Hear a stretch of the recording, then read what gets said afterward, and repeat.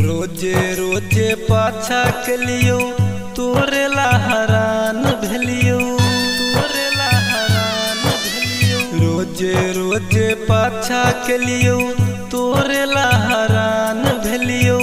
तोरे हम चाहलियो कि तैयो नहीं तू, कि तैयो नहीं तू हम मर जानू गे भेली, कि तैयो नहीं तू हम मर जानू गे भेली। कि भूल हमरा, कि भूल हमरा कोना कतू चल गेलही, कि भूल हमरा कोना कतू चल गेलही। कि तैयो नहीं तू, कि तैयो नहीं तू हम मर जानू गे भेलही, कि तैयो नहीं तू हम मर जानू गे भेलही।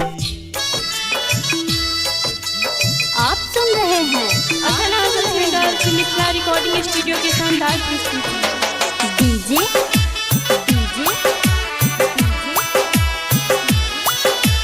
दिलीप शर्मा को, दिलीप शर्मा को, दिलीप शर्मा को।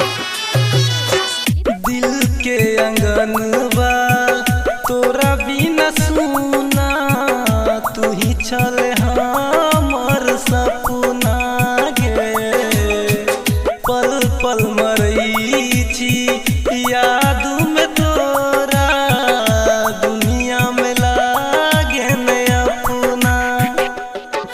तू हमरा संगे कोना बेवफाई गे केलही, तू हमरा संगे कोना बेवफाई गे केलही।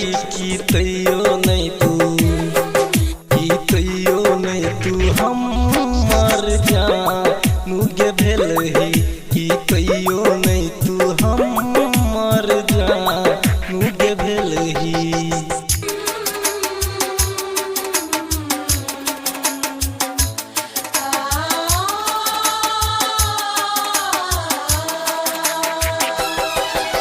Music by DJ Dilip Sharma Gopalganj.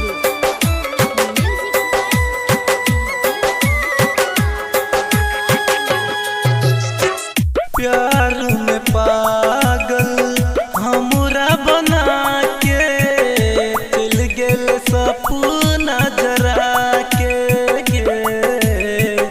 जिंदगी अधूरा हमर रही गे, लाखों फूल खिला के।